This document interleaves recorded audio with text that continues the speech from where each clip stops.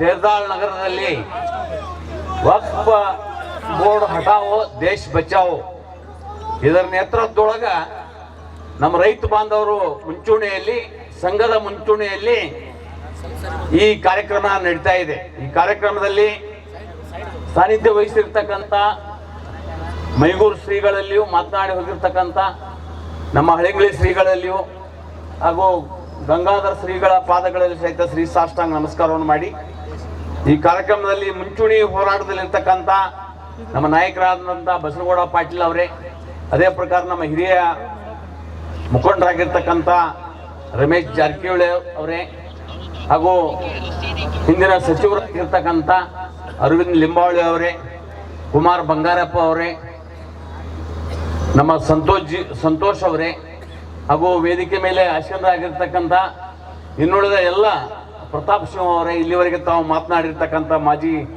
ಮೈಸೂರಿನ ಸಂಸದರು, ಹಾಗೂ ವೇದಿಕೆ ಮೇಲೆ ಆಸೀನರಾಗಿರ್ತಕ್ಕಂಥ ಎಲ್ಲ ರೈತ ಬಾಂಧವರೇ, ಎಲ್ಲ ಮುಖಂಡರೇ, ಬಹಳ ದೊಡ್ಡ ಸಂಖ್ಯೆಯಲ್ಲಿ ಸೇರಿರ್ತಕ್ಕಂಥ ತೇರದಾಳನ ಎಲ್ಲ ರೈತ ಮುಖಂಡರೇ, ಹಿರಿಯರೇ, ನಾಗರಿಕರೇ, ಯುವ ಮಿತ್ರರೇ ಹಾಗೂ ಪತ್ರಿಕಾ ಮಿತ್ರರೇ, ಈಗ ಸಾಕಷ್ಟು ವಿಚಾರಗಳ ತಮಗೆ ಹೇಳಿದ್ದಾರೆ. ಈ ವಕ್ಫ್ ಬೋರ್ಡಿನೊಳಗ ಯಾವಾಗ ಏನಾಯ್ತು ಅನ್ನೋದು ಅಂತದನ್ನ ಒಂದು 4 ಮಾತು ಹೇಳಿ ನಾ ಮುಗಿಸ್ತೀನಿ. ಮೊದಲ ಯಾವಾಗ ಬಾಬರಿ ಮಸೀದಿ ತಳ ಉಳಿತು ಆಗ ಕಾಂಗ್ರೆಸ್ನವರು ಅವ್ರನ್ನ ಸಂತೃಪ್ತಿ ಪಡಿಸ್ಲಾಕ 1992 ಅದು ಹಳೆ ಇರ್ತಕ್ಕಂಥ ವಕ್ಫ್ ಬೋರ್ಡ್ ಅನ್ನ ಅದಕ್ಕೆ ಜೀವ ಕೊಡುವಂತ ಕೆಲಸ ಮಾಡಿದ್ರು. ಅಲ್ಲ ಮೂಲ ಅವರ ಆಸ್ತಿ ಇತ್ತಿತ್ತಲಾಗಿ ಅದು ಬ್ರಿಟಿಷ್ ಸರ್ಕಾರದಾಗ ಬರೀ 6700 ಎಕರೆ ಇತ್ತವ್ರು ವಕ್ಫ್ ಬೋರ್ಡ್. ಅದಾದ ನಂತರ ಇವ್ರಿಗೆ ಹೊಸ ಕಾನೂನು ತರಾಗ 1,06,000 ಆಗಿತ್ತು. ಆದ್ರೆ ಈಗ ಎಷ್ಟಾಗೈತೆ ಅಂದ್ರೆ 9,50,000 ಎಕರೆ ವಕ್ಫ್ ಬೋರ್ಡ್ನೊಳಗದ. ಅವ್ರಿಗೆ 92 ಮತ್ತು 2013 ಮನಮೋಹನ್ ಸಿಂಗ್ ಇದ್ದಾಗ ಏನ್ ಕಾನೂನು ತಂದ್ರಂದ್ರ, ಅವರು ವಕ್ಫ್ ಬೋರ್ಡ್ನ ಅವ್ರು ಯಾವ್ದು ಕೈ ಮಾಡಿ ತೋರಿಸ್ತಾರ ಅವ್ರ ಆಸ್ತಿ ಅವ್ರಿಗೆ ಆಗಬೇಕನ್ನುವಂತ ಕಾನೂನು ತಿದ್ದುಪಡಿ ತಂದಾರ ಅವ್ರು. ಅದಕ್ಕೆ ಎಲ್ಲಿ ಅಪೀಲ್ ಇಲ್ಲ, ಹೈಕೋರ್ಟು ಅಪೀಲ್ ಇಲ್ಲ, ಸುಪ್ರೀಂ ಕೋರ್ಟು ಅಪೀಲ್ ಇಲ್ಲ. ಎಲ್ಲಿ ಅಪೀಲ್ ಹೋಗ್ಬೇಕಂದ್ರ ವಕ್ಫ್ ಕೋರ್ಟಿಗೆ, ಅವ್ರದೇ ಇರ್ತಕ್ಕಂಥ ಕೋರ್ಟಿಗೆ ಹೋಗ್ಬೇಕು. ಅವ್ರನ್ನ ನಮಗೆ ಎಂದು ಹೆಲ್ಪ್ ಮಾಡಕ್ ಸಾಧ್ಯ ಇಲ್ಲ. ಈ ಕಾಂಗ್ರೆಸ್ಸಿನ ಮುಖಂಡರು ಯಾಕೆ ವಿರೋಧ ಮಾಡ್ತಾರೆ ಇದನ್ನಂದ್ರ ರದ್ದು ಮಾಡಾಕ ಅವ್ರ ಜಮೀನು ಹೊಡ್ಕೊಂಡಾರ. ಅವ್ರು ಯಾರು ಮುಖಂಡರದಾರಲ್ಲ ಮಾತಾಡ್ತಾರಲ್ಲ ಈಗ ವಕ್ಫ್ ಬೋರ್ಡ್ ಪರವಾಗಿ, ಅವರು 2 ಲಕ್ಷ ಕೋಟಿ ರೂಪಾಯಿ ವಕ್ಫ್ ಹೊಡ್ಕೊಂಡಾರ. ಅವ್ರಿಗೆ ಬರಾಕೋನ್ ಮಾಪ ಅನ್ನುವಂಥದ್ದನ್ನು ಸಹಿತ ಅರ್ಥ ಮಾಡ್ಕೊಳ್ಬೇಕು. ಅವರು ವಕ್ಫ್ ಬೋರ್ಡ್ ಹೊಡ್ಕೊಂಡು ಸುಮ್ ಕೂತಾರ. ಅದು ಅಲ್ಲದೆ ಕೇವಲ ವಕ್ಫ್ ಬೋರ್ಡ್ ಅಂದ್ರ ಹಿಂದೂಗಳ ರೈತರ ಆಸ್ತಿ ಅಷ್ಟೇ ಅಲ್ಲ, ಮುಸ್ಲಿಮರ ಆಸ್ತಿನೂ ಸಹಿತ ವಕ್ಫ್ ಬೋರ್ಡ್ ಮಾಡಾಕತ್ಯಾರ. ತಲೆ ತಲಾಂತರದಿಂದ ಬಾಳಿ ಬದುಕಿ ಬಂದಿರತಕ್ಕಂತ ಅವ್ರ ತಂದೆಯಿಂದ ಅವರ ಮುತ್ತಜ್ಜನ ಕಾಲಕ್ಕೂ ಸಹಿತ ವಾರಸಾಗಿ ಬಂದಿರತಕ್ಕಂತ ಜಮೀನ ನಮ್ಮದಂತ. ವಕ್ಫ್ ಕಾನೂನು ಏನ್ ಹೇಳ್ತದ, ವಕ್ಫ್ ಕಾನೂನು ಏನ್ ಹೇಳ್ತದ ಅಂದ್ರ, ಅವ್ರು ಹೇಳ್ತಾರ ವಕ್ಫ್ಗ ದಾನ ಕೊಟ್ಟಿದ್ದಟ್ಟ ವಕ್ಫ್ ಮಾಡ್ಕೋತೀವಿ ಅಂತ ಹೇಳ್ತಾರ. ಈ 9,50,000 ಎಕರೆ ನಿಮ್ಗೆ ಯಾರು ದಾನ ಕೊಟ್ರಪ್ಪ ಅವ್ರು ಪಟ್ಟಿ ಬಿಡುಗಡೆ ಮಾಡ್ರಿ ನೋಡು. ಅದಿಲ್ಲ. ಯಾಕಂದ್ರ ಈ ಕಾಂಗ್ರೆಸ್ಸಿನ ಮುಖಂಡರ ಕುತಂತ್ರದಿಂದ ಇದೆಲ್ಲ ನಡೀತಿರ್ತದ. ನೀವು ಅನ್ಬಹುದು ನಮ್ಮ ಹೊಲಕ್ಕೇನು ಬಂದಿಲ್ಲ, ಇಂದ ಅವ್ರದಾಗಿದೆ, ನಾಳೆ ನಿಮಗೆ ಬರ್ತದ, ಎಚ್ಚರಿಕೆಯಿಂದ ಇರ್ರಿ. ನಿಮಗೆ ಇದು ಇಡೀ ದೇಶ ಅವ್ರು ಹೇಳ್ತಾರ ವಕ್ಫ್ದವರು, ಹಿಂದಿದನ್ನ ಬಾಬರ್ ಆಳಿದ್ದ, ಗೋರಿ ಮೊಹಮ್ಮದ್, ಗಜನಿ ಮೊಹಮ್ಮದ್ ಈ ದೇಶ ಇದ್ದ, ಇದಕ್ಕೆ ಅಕ್ಬರ್ ಆಳಿದ್ದ, ಇದೆಲ್ಲ ನಮ್ಮದ. ಆ ಮುಡ್ದಾರಗಳಿಗೆ ಗೊತ್ತಿಲ್ಲ. ಅವ್ರು ಹಿಂದೆ ನಮ್ಮ ರಾಜ್ಯರ ಆಳ್ಯಾರ.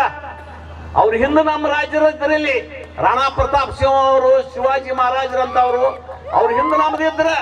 ಅದಕ್ಕಾಗಿ ಈ ದೇಶ ನಮ್ದು, ಈ ಭೂಮಿ ಎಲ್ಲ ನಮ್ದು ಅಂತ ಹೇಳ್ಬೇಕಾಕತಿ. ಅವ್ ನಡು ಬಂದಾವ, ನಡು ಹೋಗ್ಯಾವ. ಅದಕ್ಕಾಗಿ ಅವ್ರದೊಳಗ ಏನೂ ಆ ವಕ್ಫ್ ಕಾನೂನಿಗೆ ಮಾನ್ಯತೆ ಇಲ್ಲ.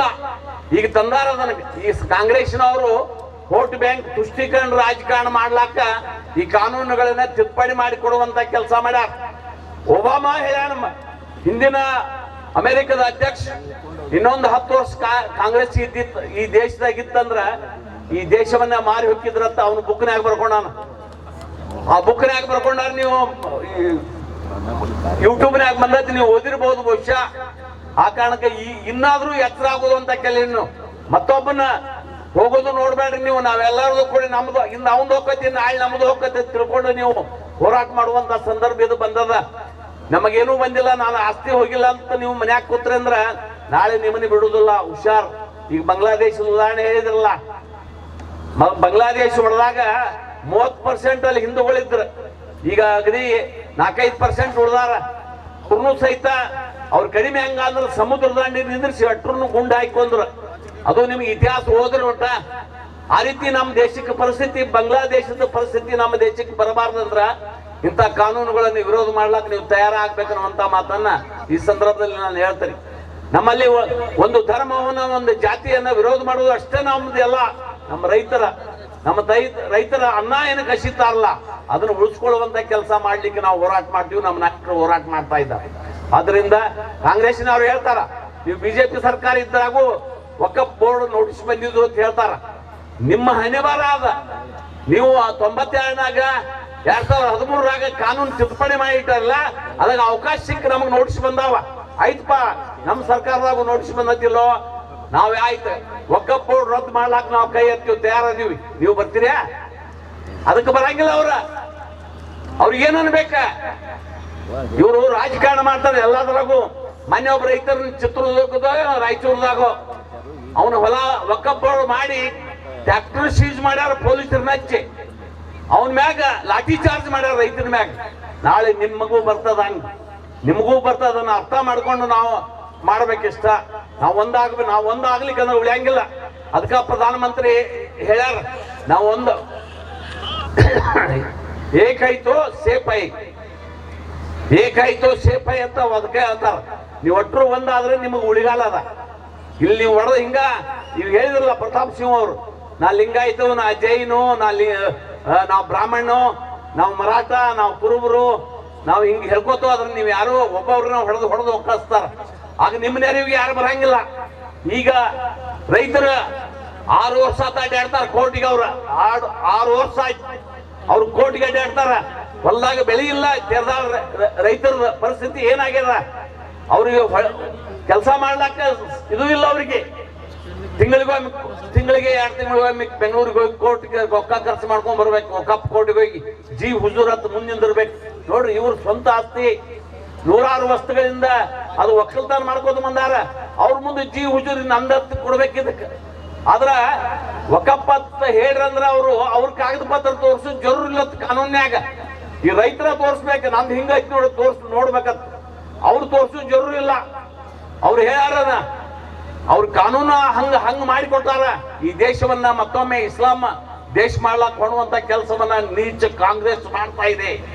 ಕಾಂಗ್ರೆಸ್ನವ್ರಿಗೆ ನಾ ಹೇಳ ಬಯಸ್ತೇನೆ, ನೀವು ಯಾರ ಕಾಂಗ್ರೆಸ್ ಬೆಂಬಲ ಮಾಡ್ತೀರಿ, ನಾಳೆ ನಿಮ್ ಗತಿ ನೋಡ್ರಿ.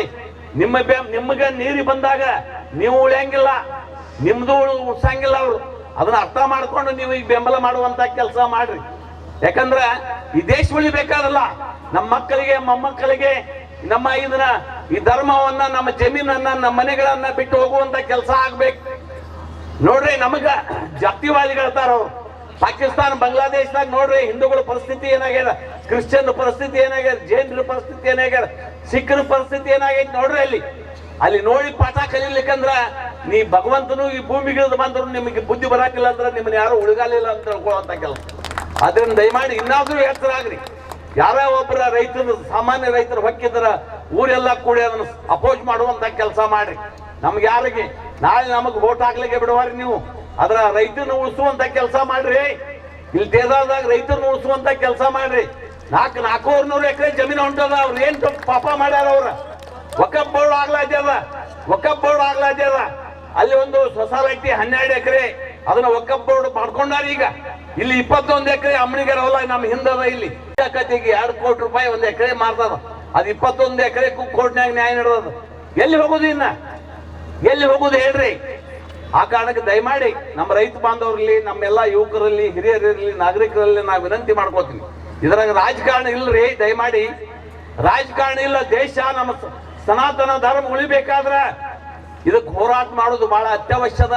ನೀವು ನಾಳೆ ಯಾವ್ದಾರ ಪಾರ್ಟಿ ಆಗಿರಿ, ನಾವು ಬೇಡ ಅನ್ನಂಗಿಲ್ಲ. ಆದ್ರ ನಮ್ಮ ಧರ್ಮ ಉಳಿಬೇಕು, ನಮ್ಮ ಸನಾತನ ಧರ್ಮ ಉಳಿಬೇಕು. ಅದರಿಂದ ಅದಕ್ಕ ನಿಮ್ಮ ಲಕ್ಷ್ಯ ಇರ್ಲಿ ಅನ್ನುವಂತ ನಿಮ್ಮನ್ನು ಗಮನಿಸಲಿಕ್ಕ ಈ ಹೋರಾಟವನ್ನ ನಮ್ಮ ಬಸವನಗೌಡರ ನೇತೃತ್ವದೊಳಗ ಅನೇಕ ನೋಡ್ರಿ ಮೈಸೂರಿಂದ ಬಂದಾರ, ಪ್ರತಾಪ್ ಸಿಂಹ, ಅಲ್ಲಿ ಅರವಿಂದ್ ಲಿಂಬಾಳ ಅವರು ಬೆಂಗಳೂರಿಂದ ಬಂದಾರ, ಅನೇಕ ಹಿರಿಯರು ಬಂದಾರ. ಅವ್ರಿಗೇನು ಜರೂರು ಇದ್ರು ನಮ್ಮ ಸಲುವಾಗಿ ನಮ್ಮ ರೈತರಿಗೆ ಬೆಂಬಲ ಮಾಡ್ಲಾಕ ಅವ್ರು ಇಲ್ಲಿ ಬಂದಾರ್ರಿ. ನಾವು ಇಲ್ಲೇ ಇದ್ದು ಮಗ್ಗಲ್ದಾಗ ಇದ್ಕೊಂಡ್ರೆ ಸೊಕ್ಕ ಬಾಳಿತ ಮಗನ ಜಮೀನು ಹೋಗ್ಲಿ ಅಂತಂದ್ರ ನಾಳೆ ನಿಂದು ಉಳಿದೈತೆನ, ನಾಳೆ ಅವ್ನು ನಿಂತು ಅದನ್ನತ ನಾವು ಮಗ ನಾವು ನಮ್ಮ ಜಮೀನು ಹೋಗಾಗ ಅವ ನನಗೆ ಬೆಂಬಲ ಮಾಡಿಲ್ಲ, ಅವ್ನ ಜಮೀನು ಹೋಗ್ಲಿ ಅಂತ ನಗ್ತಾನ ಚಪ್ಪಾಳೆ ಹಾಕಿ. ಹಿಂಗಾಗಿ ಸಾಯುದು ನಾವು ಒಬ್ರಿಗೊಬ್ರಿಗೆ ಕಾಲು ಹಿಡಿದುಕೊಂಡು ನಾವೆಲ್ಲ ಸರ್ವನಾಶ ಆಗ್ಲಾಕ್ ಬಂದೀವಿ. ಆದ್ರೆ ಹಿಂದಕ್ಕೆ ನಾ ಹೇಳ್ತೀನಿ, ಹಿಂದ್ ರಾಜರ ಇಟ್ಟು ಬಲಾಢ್ಯ ರಾಜ್ಯ ಇದ್ರು, ಬ್ರಿಟಿಷರು ಬಂದ್ರೆ ಒಬ್ಬನ ಸೈನಿಕ ಬ್ರಿಟಿಷರನ್ನ ತಂದಿಲ್ಲ ಇಲ್ಲಿ ಇಂಗ್ಲೆಂಡ್ದಿಂದ. ಅವ್ರು ಹೇಳ್ಯಾರ ಇಲ್ಲೇ ರಗಡಿ ಹೇಳಿಕೊಳ್ಳೋದಾರಲ್ಲ, ಒಬ್ರಿಗೊಬ್ರು ಎತ್ತಿ ಕಟ್ಟಿ ನಾವು ಇಲ್ಲೇ ಸೈನ್ ಹೊಂಡ್ಸ್ ಕಟ್ಟು ಅಂತ ಬಂದ 200 ವರ್ಷಗಳು ಈ ದೇಶ ಹಳ್ಯಾರ ಗುಲಾಮರನ್ನಾಗಿ ಮಾಡಿ. ಮತ್ತೊಮ್ಮೆ ತಿರುಗಿ ಗುಲಾಮರಾಗುದು ಬೇಡ ಅಂದ್ರ ನಾವು ಒಂದಾಗಿ ಹೋರಾಟ ಮಾಡುವಂತ ನನ್ನ ಕಲೀರಿ. ಜಾತಿ ಬಿಟ್ಟು ನಮ್ದು ಒಂದೇ ಜಾತಿ, ಹಿಂದುತ್ವ ಜಾತಿ. ಇದು ನಾವು ಜಾತಿ ಅಂದ್ರ ನಾವು ಇನ್ನೊಂದು ಧರ್ಮ ವಿರೋಧ ಮಾಡಂಗಿಲ್ಲ. ನಮ್ಮ ಪ್ರಧಾನಮಂತ್ರಿ ಹೇಳ್ಯಾರ ಸಬ್ಕಾ ಸಾಥ್ ಸಬ್ಕಾ ವಿಕಾಸ್, ಎಲ್ಲರದು ಅಭಿವೃದ್ಧಿ ಮಾಡ್ತೀವಿ ಎಲ್ಲರ ಜೊತೆ ಸೇರಿ, ಅದು ನಮ್ಮ ಭಾವನೆ. ಆದ್ರೆ ಅವ್ರದಿಲ್ಲ ಕಾಂಗ್ರೆಸ್ ಇಂದ, ಅವ್ರಿಗೆ ಬೇರೆ ಬೇರೆ ರಿಸರ್ವೇಶನ್ ಕೊಡಾತಾರ. ನೀವು ಜಮೀನು ಕಸುವಾದ ಮುಖ್ಯಮಂತ್ರಿ ನೀವು ಜಮೀರ್ ಅಹ್ಮದ್ ಖಾನ್ ಹೇಳ್ಯಾರ, ನೀವು ಕೇಳಿರಿ, ಮುಖ್ಯಮಂತ್ರಿ ಆದೇಶ ಪ್ರಕಾರ ನಾವೆಲ್ಲ ವಕಫ್ ಮಾಡ್ತೀವಿ ಎಲ್ಲ ಭೂಮಿ. ಇಲ್ಲಿ 66 ಎಕರೆ 110 ಮಂದಿ ಮುಸ್ಲಿಮರದಾರ, ಅವ್ರ ಜಮೀನು ಹೊಂಟಾರ. ತುಂಗುಳದಾಗ 270 ಎಕರೆ 90% ಮುಸ್ಲಿಮರದಾರ, ಅವ್ರ ಜಮೀನು ಹೊಂಟತಿ. ಆದ್ರೆ ಇದು ಜಾತಿ ಹೋರಾಟ ಅಲ್ಲ, ಇದು ಭೂಮಿ ಉಳಿಸ್ಕೊಳ್ಳುವಂತ ರೈತರನ್ನು ಉಳಿಸ್ಕೊಳ್ಳುವಂತ ಹೋರಾಟ. ಮೊದಲು ಇದನ್ನ ಉಳಿಸ್ಕೊಳ್ರಿ, ಆಮೇಲೆ ಮುಂದಿನ ನೋಡೋಣ. ಆ ಕಾರಣಕ್ಕೆ ದಯಮಾಡಿ ನಮ್ಮ ತೇರದಾಳ ರೈತ ಬಾಂಧವರಲ್ಲಿ ಎಲ್ಲ ನಾಗರಿಕರಲ್ಲಿ ನಮ್ಮ ಈ ಹೋರಾಟವನ್ನ ಒಂದು ವ್ಯವಸ್ಥೆ ಮಾಡಿರ್ತಕ್ಕಂಥ ನಮ್ಮ ಸಂಘಕ್ಕೆ ಮತ್ತು ರೈತ ಬಾಂಧವರಿಗೆ ನಾನು ಅಭಿನಂದನೆ ಹೇಳ್ತೀನಿ.